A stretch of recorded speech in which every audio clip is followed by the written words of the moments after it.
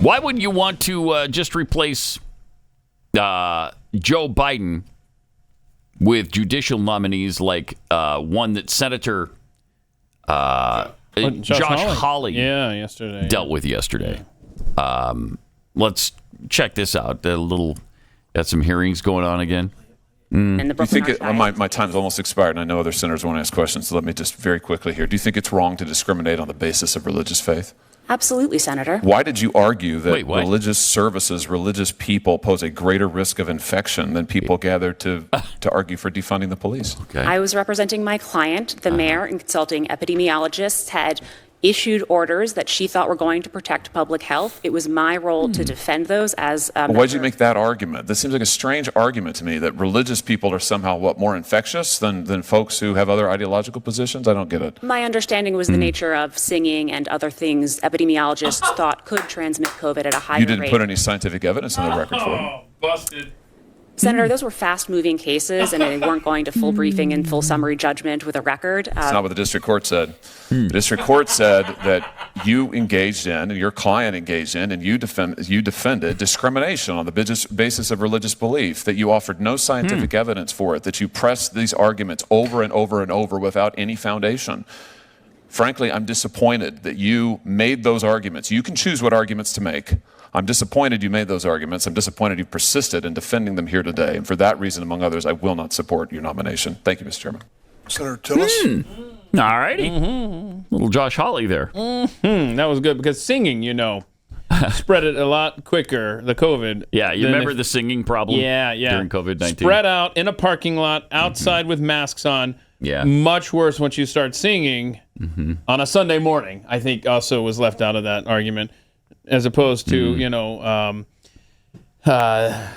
wanted to use a phrase there, really in close quarters with other people rioting and burning stuff down. That was fine. That was fine. That was fine. Yeah. Well, they had a reason. The religious singers, they don't. I see. So, yeah. Plus, everybody who sang died during COVID-19.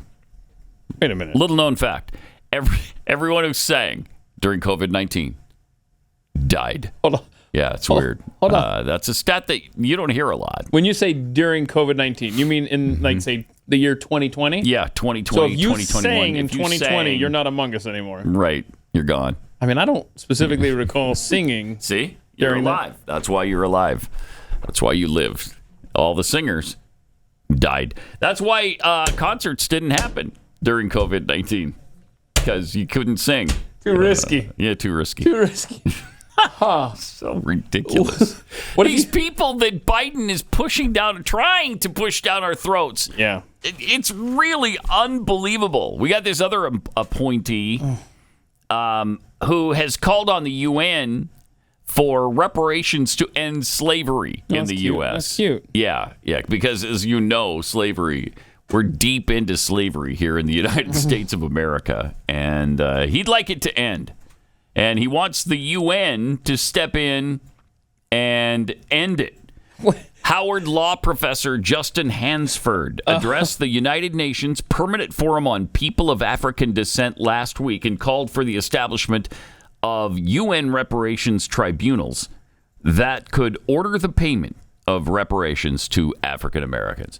So he wants the UN to order the United States of America to pay African Americans reparations. How would that work out? Not well, I'm thinking. I think we'd give the finger to the UN if they told us to do that. Yeah, why don't you make us? If you can. Send your blue helmet people in and see what they can get done in this country. Jeez. I mean, the psychos that he keeps nominating for positions in the U.S. government.